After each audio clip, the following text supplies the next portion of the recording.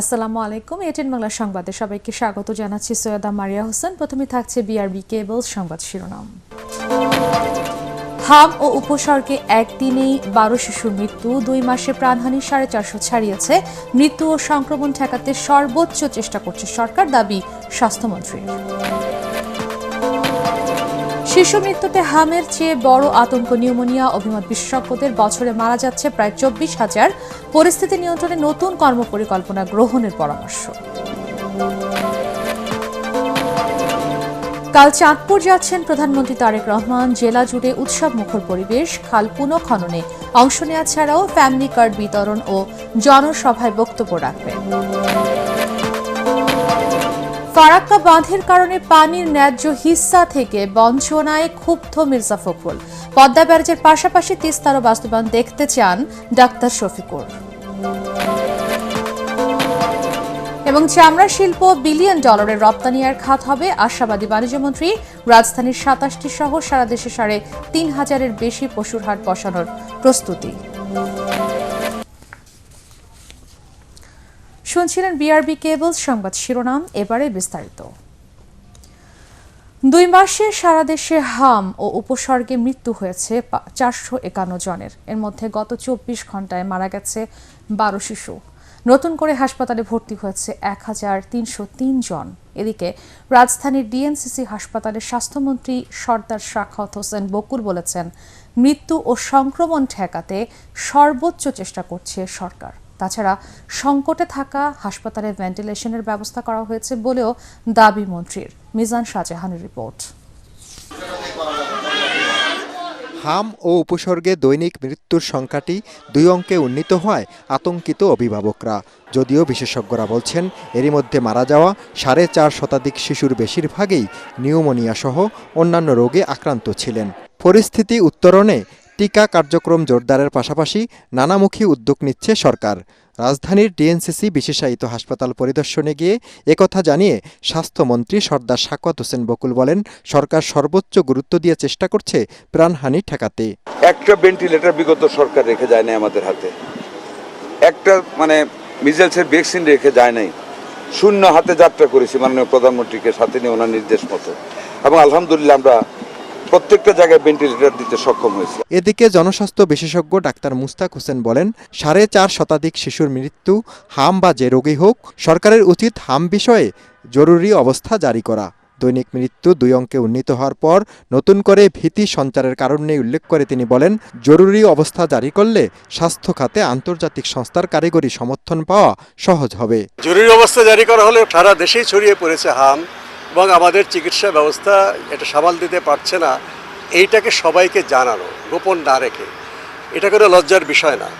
এটা মার্কিন যুক্তরাষ্ট্রে যে কোনো স্বাস্থ্যের জরুরি পরিস্থিতি হলে তারা হরহামেশাই তাদের প্রেসিডেন্ট জরুরি অবস্থা ঘোষণা করে দ্রুত তাদের অর্থ বরাদ্দ থেকে শুরু করে জনবল সব কিছু তারা করতে পারে। হয়তো মার্কিন যুক্তরাষ্ট্রে মান সম্মান কমে গেছে বলে আমরা মনে করি না। বিভিন্ন উন্নয়ন সংস্থা তাদের হেডকোয়ার্টার তারা কিন্তু বলে বাংলাদেশে জরুরি পরিস্থিতি হয়েছে, আমরা আমাদের কাজে তারা ঝাঁপিয়ে পড়তে ঔষধ ডাক্তার দিতে চায়, কারণ এটা আন্তর্জাতিক একটা প্রোটোকল। হাম সংক্রামক রোগ হয় আক্রান্তদের থেকে সুস্থ বা অন্য রোগীদের দূরে রাখার পরামর্শ বিশেষজ্ঞদের। সেই সাথে শিশুদের ঠান্ডা জাতীয় খাবার না দিয়ে নিউমোনিয়ার লক্ষণ দেখামাত্র বিলম্ব না করে দ্রুত ডাক্তারের কাছে নেওয়ার তাগিদ তাদের। মিজান শাহজাহান, এটিএন বাংলা, ঢাকা। দেশে শিশু মৃত্যুর ক্ষেত্রে হামের চেয়ে বড় আতঙ্কের নাম নিউমোনিয়া। 5 বছরের কম বয়সী প্রায় 24,000 শিশু প্রতি বছর নিউমোনিয়ায় মারা যাচ্ছে। বর্তমানে হাম ও এর উপসর্গে মারা যাওয়া শিশুর অধিকাংশই ছিল নিউমোনিয়া ও অপুষ্টিতে আক্রান্ত। বিশেষজ্ঞরা বলছেন, জন্মের পর থেকে নিউমোনিয়ার সংশ্লিষ্ট 5টি টিকা দেয়া হলেও শুধুমাত্র সচেতনতার অভাবে শিশু মৃত্যু কমানো যাচ্ছে না। বিস্তারিত হুমায়ুন চিস্তির রিপোর্টে। হামজনিত নিউমোনিয়া প্রতিরোধে করণীয় নিয়ে রাজধানীর আবু সাইদ মিলনায়তনে সংবাদ সম্মেলন করে বাংলাদেশ লাং ফাউন্ডেশন এবং চেস্ট অ্যান্ড হার্ট অ্যাসোসিয়েশন। এতে বক্ষব্যাধি ও শিশুরোগ বিশেষজ্ঞরা বলেন, সাধারণত 95 থেকে 97% হাম আক্রান্ত শিশু সম্পূর্ণ সুস্থ হয়ে যায়। তবে এর সাথে অপুষ্টি ও নিউমোনিয়া যুক্ত হয়ে মৃত্যুর হার বাড়িয়ে দিয়েছে। তাই কাশির সাথে শ্বাসকষ্ট হলেই দ্রুত চিকিৎসকের শরণাপন্ন হওয়ার পরামর্শ দেন তারা। আমরা দেশের বক্ষব্যাধি বিশেষজ্ঞ সহ সকল চিকিৎসক পরিস্থিতি দেশের সার্বিক হাম নিয়ে উদ্বিগ্ন কিন্তু শঙ্কিত নই। অ্যান্টিবায়োটিক, তারপর অক্সিজেন, এইগুলো যদি আমরা সঠিক সময়ে দিতে পারি তাহলে কিন্তু অনেক কেস ভালো হয়ে যায়। সংবাদ সম্মেলনটি হাম নিয়ে হলেও একসময় মূল আলোচ্য বিষয় হয়ে ওঠে শিশুদের নিউমোনিয়া। বিশেষজ্ঞরা জানান, শিশু মৃত্যুর ক্ষেত্রে হামের চেয়ে ভয়াবহ রোগ নিউমোনিয়া। দেশে গড়ে প্রতিদিন ৬৭ জন শিশু এই রোগে মারা যায়। জন্মের পরপরই টিকা দেয়া হলেও এর প্রকোপ না কমার প্রধান কারণ অসচেতনতা। শিশু মৃত্যুর প্রধান কারণ কিন্তু ৫ বছরের নিচে কিন্তু নিউমোনিয়া।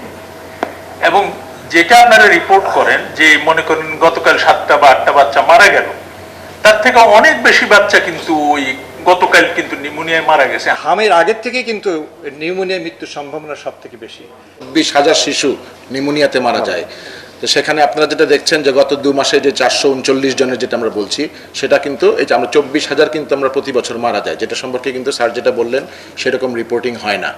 নাম্বার 1 যদি আপনি মনে রাখেন সেটা হলো বুকের দুধ না খাওয়ানো, প্যাকেটজাত বোতলজাত যে সমস্ত খাবার, এগুলি কিন্তু শিশুদেরকে প্রতিনিয়ত খাওয়ানো, এইগুলি কিন্তু আরেকটা অন্যতম কারণ। প্রতিনিয়তই যে সমস্ত বাচ্চারা শুধুমাত্র মায়ের দুধের মাধ্যমে থাকে, সেই সমস্ত বাচ্চাদের শরীরের ভিতরে ওই আইজি এর পরিমাণটা অপটিমাম থাকে এবং সেটা তাকে ৯ মাস পর্যন্ত প্রোটেক্ট করে।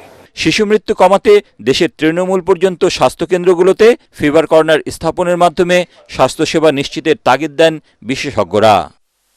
হুমায়ুন চিস্তি, এটিএন বাংলা, ঢাকা। হাম ও উপসর্গ নিয়ে শিশু মৃত্যুর অধিকাংশই ছিল নিউমোনিয়ায় আক্রান্ত। যথাযথ ব্যবস্থাপনা এবং মনিটরিংয়ের অভাবে মৃত্যুর সংখ্যা বাড়ছে বলে মনে করেন বিশেষজ্ঞরা। এই পরিস্থিতিতে হাম নির্মূলে নতুন করে পরিকল্পনা নেওয়ার পরামর্শ জনস্বাস্থ্য বিশেষজ্ঞদের। আরও জানাচ্ছেন তৌহিদুর রহমান তুহি। স্বাস্থ্য অধিদপ্তরের পরিকল্পনা মতে হাম মুক্ত হওয়ার কথা ছিল যে বছর, সে বছরই বাড়ল হামের সংক্রমণ। হাম ও উপসর্গ নিয়ে এরই মধ্যে মারা গেছে ৪ শতাধিক শিশু। থামছে না মৃত্যু ও সংক্রমণ। এ বাস্তবতায় বিশেষজ্ঞরা বর্তমান পরিস্থিতিকে মহামারী ঘোষণার আহ্বান জানালেও তা আমলে নেয়নি সরকার। সরকার বলছে বিগত সময়ে টিকা না দেওয়ার কারণে হামের প্রাদুর্ভাব বাড়ছে। নিয়ন্ত্রণে জরুরি ভিত্তিতে টিকা দেওয়া হলেও অ্যান্টিবডি তৈরি হতে সময় লাগার কারণে মৃত্যু ও সংক্রমণ নিয়ন্ত্রণে আসছে না। বিশেষজ্ঞরা বলছেন, নবজাতক ও মায়ের অপুষ্টিও হাম আক্রান্তের অন্যতম কারণ। আমাদের দেশে মাদেরও অপুষ্টি থাকে। আমাদের এখন পরিকল্পনা করতে হবে খাবার, মা যেন প্রত্যেক দিন পুষ্টিকর খাবারটা খেতে পারেন। হাম ও উপসর্গ নিয়ে যেসব শিশু মারা গেছে তাদের অধিকাংশই ছিল নিউমোনিয়া আক্রান্ত। বিশেষজ্ঞরা বলছেন, সঠিক ব্যবস্থাপনা ও দ্রুত চিকিৎসা দিয়ে গেলে বাঁচানো যেত অনেক প্রাণ। এখানে দরকার হলো মনিটরিং সুপারভিশন। এখানে সেন্ট্রালি একটা কমিটি করা যেতে পারত আমাদের বিশেষজ্ঞ চিকিৎসকদের দিয়ে, যারা রাজধানীতে মনিটরিং করত। অনুরূপভাবে বিভাগীয় মনিটরিং টিম, এই মনিটরিং টিম প্রতিনিয়ত বাচ্চাদের যে চিকিৎসা দেওয়া হচ্ছে সেটা মনিটর করত এবং কোথাও ঘাটতি থাকলে সেটা তাৎক্ষণিক তার সমাধান দিত। ২০২৪ সালে হাম নিয়ে সতর্ক করে বিশ্ব স্বাস্থ্য সংস্থা। এরপরেও একের পর এক পেছানো হয় হামের টিকা কর্মসূচি।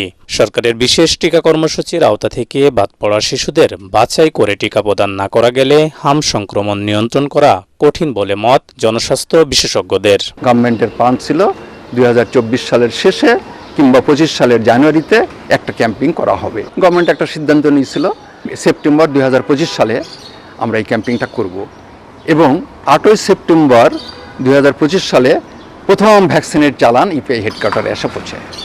তখন তারা আবার ডিসিশন নেয় এটা জুন ২০২৬ এটা করা হবে। যখন এই হামের প্রাদুর্ভাবটা যখন হয়ে গেল তখন বর্তমান গভর্নমেন্ট এটা তড়িঘড়ি করে ওই জুন এরিয়াটা এটা ৫ই এপ্রিলে নিয়ে আসা ফার্স্ট ফেজ করলো। বিশেষ টিকাদান ক্যাম্পেইনের পাশাপাশি নিয়মিত ইপিআই কার্যক্রমে জোরদার করলে কমবে হাম ও এ জাতীয় সংক্রমণ। পাশাপাশি হাম নির্মূলে নতুন পরিকল্পনা সাজাতে পরামর্শ দিয়েছেন জনস্বাস্থ্য বিশেষজ্ঞরা। তৌহিদুর রহমান তুহি, এটিএন বাংলা, ঢাকা।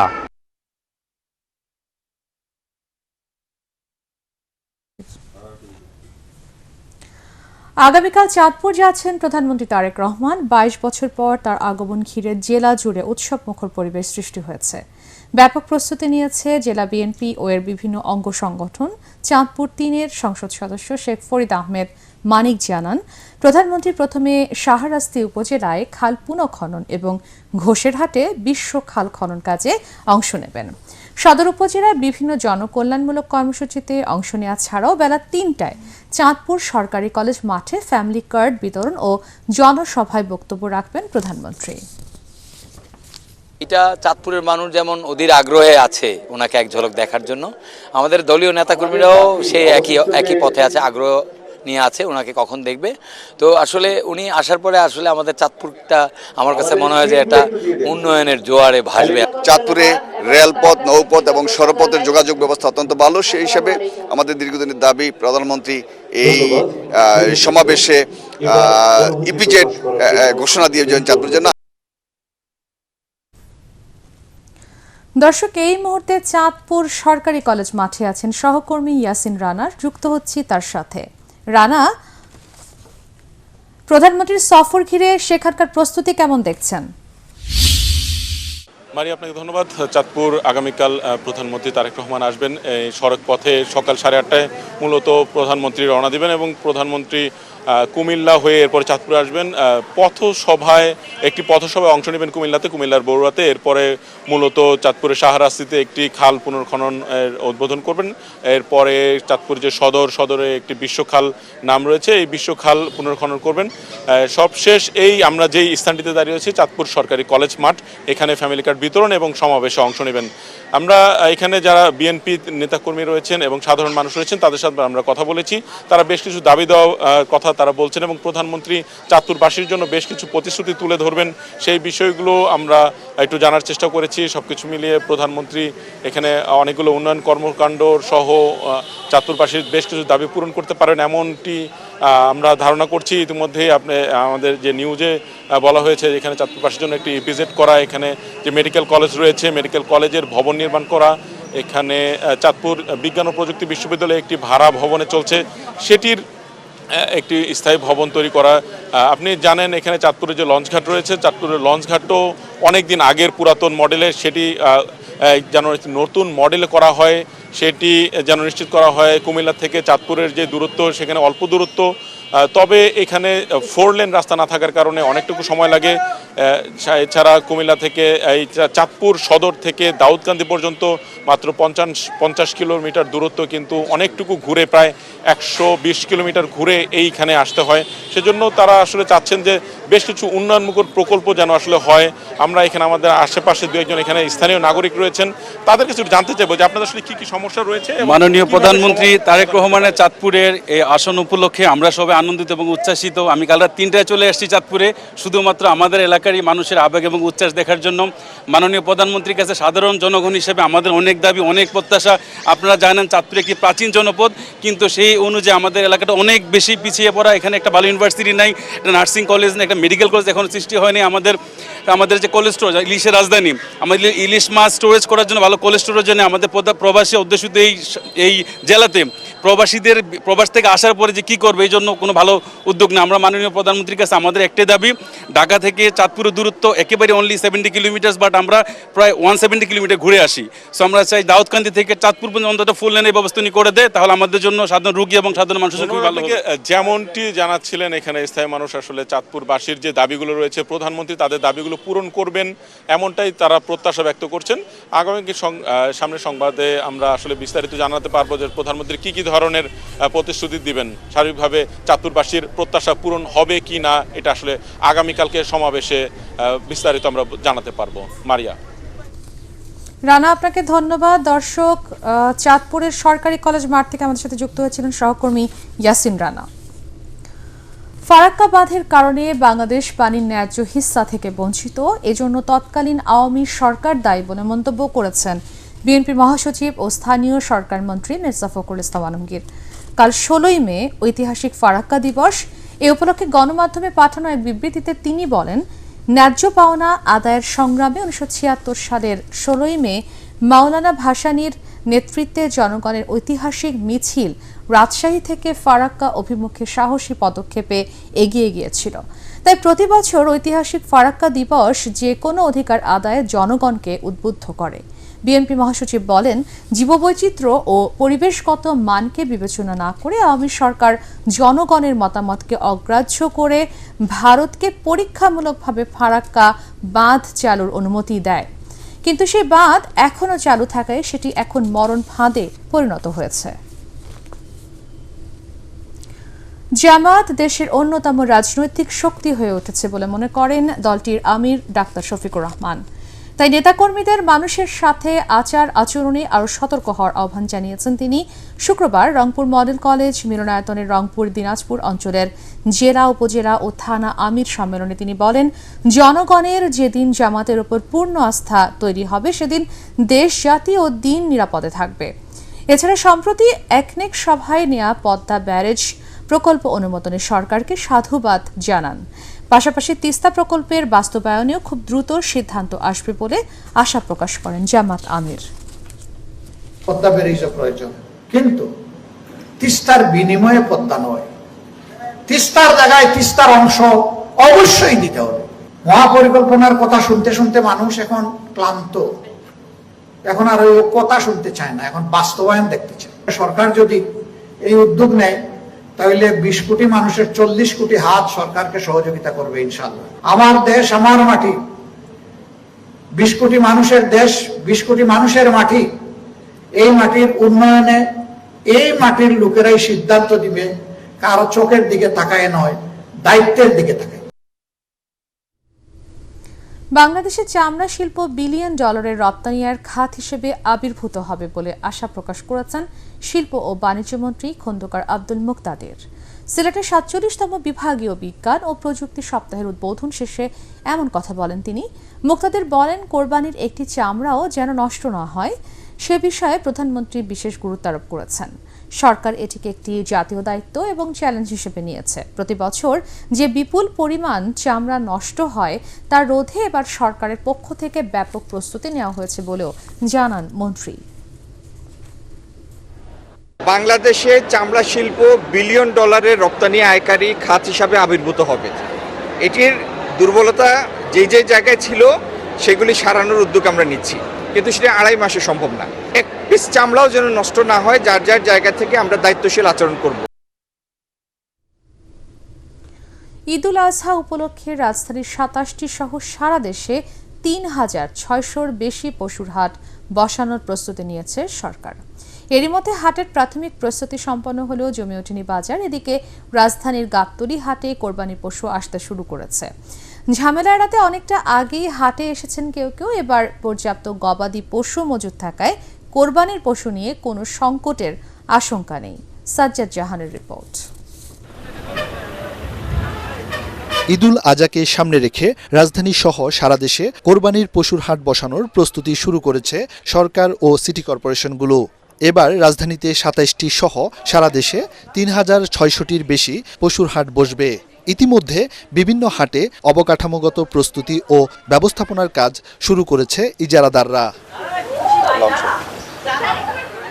রাজধানীর প্রবেশদ্বারে অবস্থিত গাবতলীর হাটে ইতিমধ্যে কোরবানির পশু আসতে শুরু করেছে। এখনো বাজার জমে না উঠলেও এবার ভালো দর পাবেন বলে আশাবাদী ব্যাপারীরা। দিনে 1টা-2টা বিক্রি হয়, না হলে না হয়, সবাই দেখতে আসতেছে। এখন আমরা কিনতে একটু সুবিধা পাবো, সাশ্রয় পাবো, রেট একটু কম পাবো, এই জন্য আমরা আগে আসলাম আর কি। বড় আকারের গরুর পাশাপাশি এবছর ছোট গরুর চাহিদাও বেশি বলে মনে করেন খামারিরা। মাঝারি সাইজের গরুগুলো বেশি চলতেছে আর বেশি আসবো, বড় গরুর চাহিদা কম হবে, ঠিক আছে, কারণ সবাই তো আর বড় গরু কিনবার পারে না। কোরবানির পর্যাপ্ত সময় বাকি থাকলেও অনেক ক্রেতা হাটে এসেছেন ঝক্কি ঝামেলা ছাড়া পছন্দের পশু কিনতে। তবে বিভিন্ন স্থানে চাঁদাবাজি বন্ধ না হলে গবাদি পশুর দাম বাড়বে বলে শঙ্কা তাদের। ওইখানে জায়গায় জায়গায় চাঁদা তোলে ওরা, এই কারণে হচ্ছে ওরা ওই দামটা হচ্ছে গরুর মধ্যেই নিয়ে নেয়, কারণ ওরাও তো এটা খরচ হিসেবেই কাউন্ট করে বেসিক্যালি। তো ওগুলো যদি কম হয় তাহলে ইনশাল্লাহ গরুর দাম কম থাকবে। যদিও অনেক আর্লি বলা, এটা মানে দাম কেমন মনে হচ্ছে একটু বেশি, তুলনামূলক ওরা একটু প্রাইসটা বেশি চাচ্ছে। এখন হতে পারে জাস্ট শুরুর দিকে এটার জন্য, অথবা শেষের দিকে দাম কমতেও পারে বা নাও কমতে পারে। বিগত সময়ের তুলনায় এবার হাটের ইজারা পেতে প্রতিযোগিতা বেড়েছে, সেই সাথে বেড়েছে ইজারার দর। ফলে কোরবানির পশুর মূল্যবৃদ্ধির শঙ্কা করছেন সংশ্লিষ্টরা। সাজ্জাদ জাহান, এটিএন বাংলা, ঢাকা। এবারে ইরান আমেরিকা যুদ্ধ প্রসঙ্গ। চীনের সাথে দ্বিপাক্ষিক বাণিজ্য, তাইওয়ান সংকট এবং মধ্যপ্রাচ্য পরিস্থিতি নিয়ে বৈঠক শেষে বেজিং থেকে ওয়াশিংটন রওনা হয়েছেন মার্কিন প্রেসিডেন্ট ডোনাল্ড ট্রাম্প। দুদেশের মধ্যে বাণিজ্য চুক্তিতে দারুণ ঐক্যমত্যের পাশাপাশি ইরান যুদ্ধ বন্ধ এবং হরমুজ প্রণালী সচল রাখতে বেইজিংয়ের অর্থনৈতিক প্রভাব খাটিয়ে মধ্যস্থতা করার বিষয়ে শি জিনপিং আশ্বস্ত করেছেন বলে দাবি করেছেন ট্রাম্প। তবে অনিশ্চয়তা কাটেনি লেবানন থেকে ইসরায়েলি সেনা প্রত্যাহার এবং হিজবুল্লাহ ইস্যুতে। জাহিদুল আলমের রিপোর্টে দেখুন বিস্তারিত। চীনের প্রেসিডেন্ট শি জিনপিংয়ের সরকারি বাসভবনে একান্ত বৈঠকের মধ্য দিয়ে বেইজিং সফর শেষ করেছেন মার্কিন প্রেসিডেন্ট ডোনাল্ড ট্রাম্প। শুক্রবার এই বৈঠকের পর তিনি ওয়াশিংটনের উদ্দেশ্যে রওনা হন। এ সময় ট্রাম্প জানান, দুই দেশের মধ্যে বাণিজ্য চুক্তি নিয়ে অভিন্ন স্বার্থ রক্ষায় দারুণ সমঝোতা হয়েছে।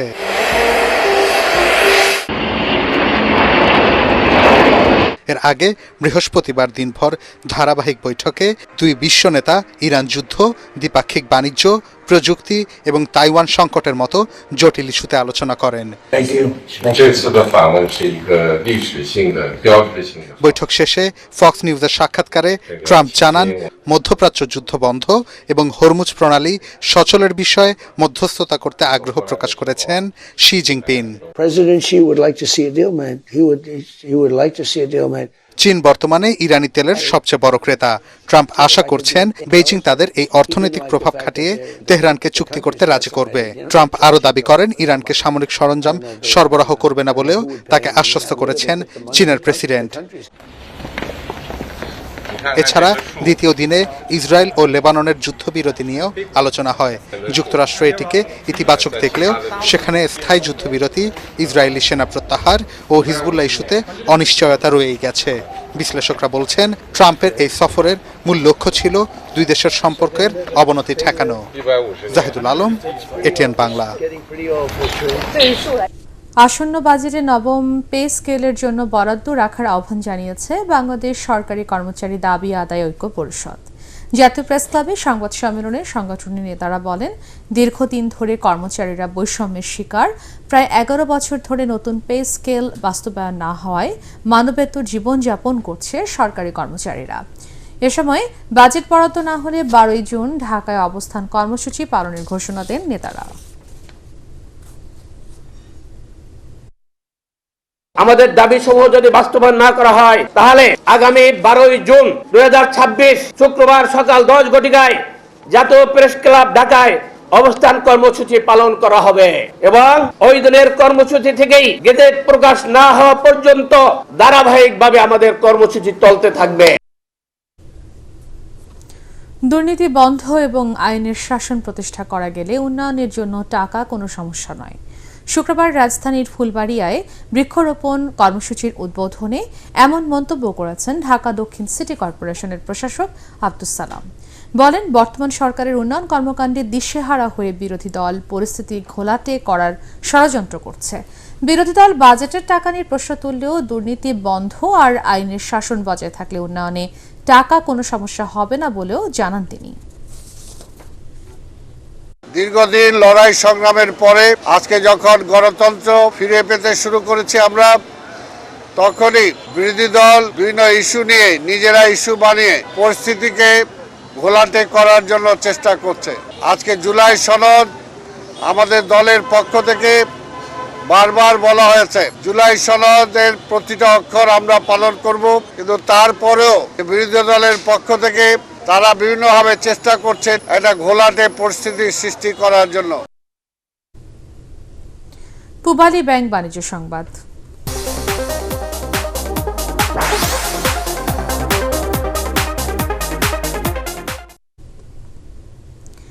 ঈদের আগে রাজধানীর বাজারগুলোতে সপ্তাহের ব্যবধানে দাম বেড়েছে মাছ, মুরগি ও গরুর মাংসের। বৈরী আবহাওয়ার অজুহাতে দু একটি ছাড়া বেশিরভাগ সবজির দাম 80 টাকার বেশি। এতে ক্ষুব্ধ ক্রেতারা। তৌহিদুর রহমান তুহির আরেকটি রিপোর্ট। এক মাসে ডিমের দাম ডজন প্রতি বেড়েছে 30 থেকে 40 টাকা। ফার্মের মুরগির লাল ডিম বিক্রি হচ্ছে 140 টাকায়, আর সাদা ডিমের ডজন 130 টাকা। স্বস্তি নেই সবজির বাজারেও, চড়া দামে নাজেহাল ক্রেতারা। পেঁপে, পটল, ঝিঙা সহ অধিকাংশ সবজির দাম 80 টাকার উপরে। 80 টাকার নিচে সবজি নাই, অল্প দুই একটা আছে। আর মরিচ 120 টাকা, পটল হইছে 80-70 টাকা বেচতেছি। আর ভেন্ডি 60 টাকা, বেগুন 100 টাকা, ঝিঙ্গা 80 টাকা, করলা 100 টাকা, কাঁকরোল 100 টাকা, দুন্দুল 80 টাকা, মূলা 60 টাকা। সব তরকারি 100 টাকার নিচে তো কমে পাওয়াই যাচ্ছে না। কাঁচা পেঁপে 120 টাকা আছে। কোরবানির আগে কেজিতে 50 থেকে 70 টাকা বেড়েছে গরুর মাংসের দাম, তবে কিছুটা কমেছে দেশি ও সোনালী মুরগির দাম। ব্রয়লার মুরগি কেজি প্রতি বিক্রি হচ্ছে 180 টাকায়। ব্রয়লার মুরগি বেশি কেজি 180 টাকা, আর হইলে সোনালী 340 টাকা। যে রানিংয়ে কমতে আছে, আগে ছিল 400 টাকা বিক্রি করছি, 380 টাকা, এখন তো 350 টাকাও বিক্রি করছি, এখন 40 টাকা আসছে। কুরবানির আগে মশলার দাম যাতে না বাড়ে সেজন্য এখন থেকেই বাজার মনিটরিং এর দাবি ক্রেতাদের। তৌহিদুর রহমান তুহি, এটিএন বাংলা, ঢাকা। জাহাঙ্গীরনগর বিশ্ববিদ্যালয়ে নারী শিক্ষার্থীকে হেনস্থা ও প্রাণনাশের চেষ্টার ঘটনার পর নিরাপত্তা জোরদারে 14 দফা সিদ্ধান্ত নিয়েছে বিশ্ববিদ্যালয় প্রশাসন। বৃহস্পতিবার সন্ধ্যায় সিনেট হলের সংবাদ সম্মেলনে প্রশাসনের পক্ষ থেকে জানানো হয়, কুইক রেসপন্স টিম ও হটলাইন চালু, পরিচয়পত্র বহন বাধ্যতামূলক করা, বহিরাগত প্রবেশ নিয়ন্ত্রণ, নিরাপত্তা প্রহরী বৃদ্ধি, সীমানার প্রাচীর মেরামত, ঝুঁকিপূর্ণ স্থানে আলোকায়ন এবং সিসি ক্যামেরা স্থাপন সহ বিভিন্ন পদক্ষেপ নেওয়া হয়েছে। এছাড়া আল বেরুনি হলের টিন শেড এক্সটেনশন ভবন ভেঙে ফেলা, সাইবার বুলিং এবং র্যাগিং প্রতিরোধে স্থায়ী কমিটির গঠন এবং অভিযুক্তকে দ্রুত গ্রেফতার করে সর্বোচ্চ শাস্তি নিশ্চিতের কথাও জানানো হয়। যিনি এই ধরনের ঘটনা ঘটিয়েছেন তাদের বিরুদ্ধে তাকে গ্রেফতার করে রাষ্ট্রের একটি নজির সৃষ্টি করা হোক, দ্রুত গ্রেফতার করে তাকে আইনের আওতায় তার সর্বোচ্চ শাস্তি নিশ্চিত করার জন্য আমরা বিশ্ববিদ্যালয় কর্তৃপক্ষের পক্ষ থেকে রাষ্ট্রকে অনুরোধ করছি। এবারে খেলার খবর।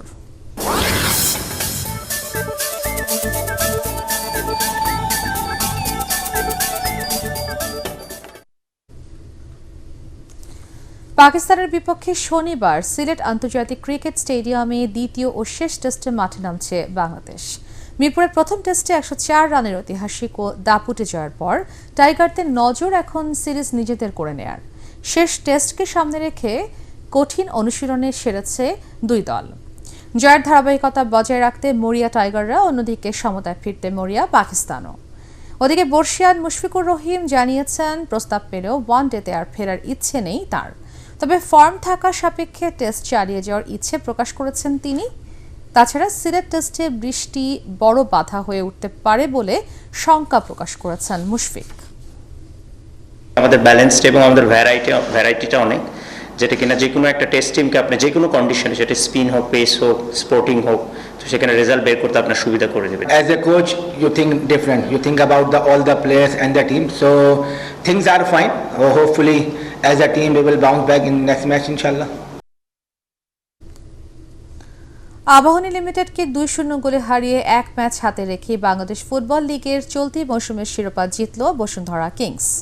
কুমিল্লার শহীদ ধীরেন্দ্রনাথ দত্ত স্টেডিয়ামে ম্যাচের 74 মিনিটে ব্রাজিলিয়ান স্ট্রাইকার দরিয়েলটন গোমেজ পেনাল্টি থেকে প্রথম গোল করেন। পরের মিনিটে সোহেল রানার বা পায়ের দর্শনীয় গোলে জয় নিশ্চিত করে কিংস। এই জয়ে 17 ম্যাচে 38 পয়েন্ট নিয়ে টেবিলের শীর্ষে থাকা নিশ্চিত করেছে ক্লাবটি। 1 পয়েন্টের ব্যবধান নিয়ে কুমিল্লায় মুখোমুখি হয়েছিল কিংস ও আবাহনী। ম্যাচটি ড্র হলেও আবাহনীর জন্য শিরোপা জেতা কঠিন হতো, তবে কোনো সমীকরণে আর যেতে দেয়নি কিংস। ম্যাচটি জিতেই পৌঁছে যায় লক্ষ্যে। বাংলাদেশের শীর্ষ লিগে এটি তাদের ষষ্ঠ শিরোপা। এর আগে বসুন্ধরা কিংস 2023-24 মৌসুমে শিরোপা জিতেছিল। এই হারে আকাশী নীলদের 2017-18 মৌসুমের পর লিগ জয়ের অপেক্ষা আরও দীর্ঘ হলো। আবাহনী 17 ম্যাচে 34 পয়েন্ট নিয়ে টেবিলের 2-এ আছে।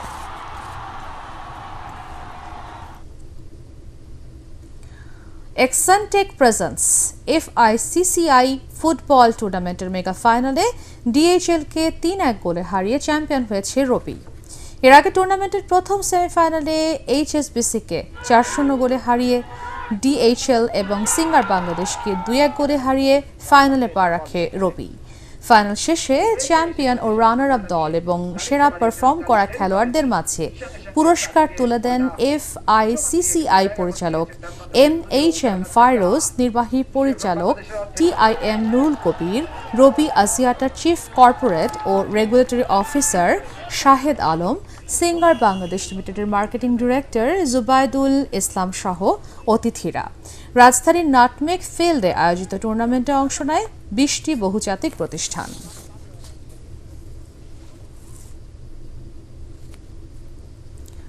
বিশেষ চাহিদা সম্পন্ন খেলোয়াড়দের সব ধরনের সুযোগ সুবিধা দেওয়ার আশ্বাস দিয়েছেন যুব ও ক্রীড়া প্রতিমন্ত্রী আমিনুল হক।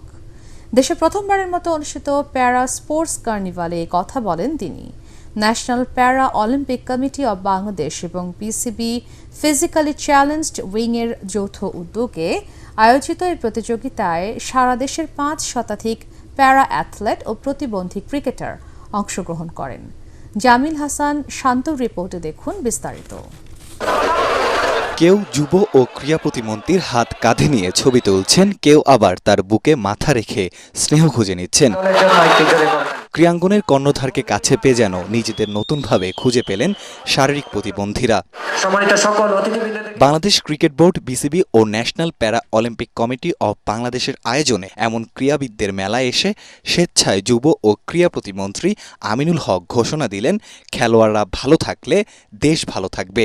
আমার খেলোয়াড়, আমার ক্রীড়াবিদ, আমার ক্রীড়া সংগঠক, আপনারা যদি ভালো থাকেন তাহলে আমি ভালো থাকবো এবং আমাদের মাননীয় প্রধানমন্ত্রী ভালো থাকবেন। বিশেষ চাহিদা সম্পন্ন ক্রীড়া ব্যক্তিত্ব তাদের অসহায় অবস্থায় যারা পরিবার থেকে বঞ্চিত হয়ে নিজেদেরকে গুটিয়ে রাখার চেষ্টা করছে, সেই সকল মানুষগুলোকে আমরা খেলাধুলার প্রতি আকৃষ্ট করে তাদেরকে বের করে এনে আমরা তাদেরকে একটি স্বাভাবিক জীবন যাপন করার একটি সুযোগ করে দিতে চাই। 5 শতাধিক প্রতিযোগীর মধ্যে থেকে ফিজিক্যাল চ্যালেঞ্জ ক্রিকেটে 91 এবং হুইল চেয়ার ক্রিকেটের জন্য 35 জন খেলোয়াড়কে মনোনীত করে বিসিবি।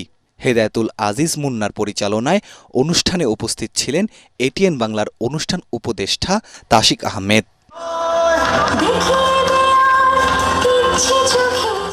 জামিল হাসান শান্ত, এটিএন বাংলা, ঢাকা।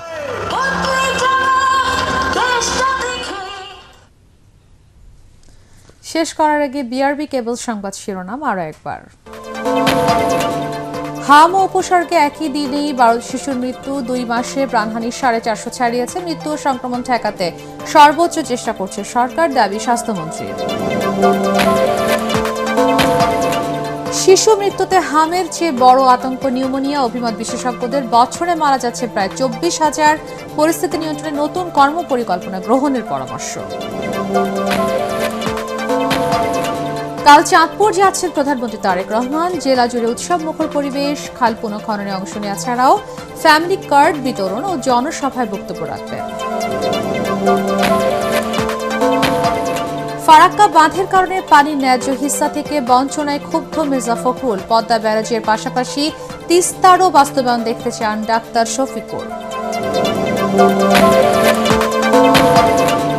এবং চামড়া শিল্প $1 বিলিয়ন রপ্তানি আর খাত হবে, আশাবাদী বাণিজ্যমন্ত্রী।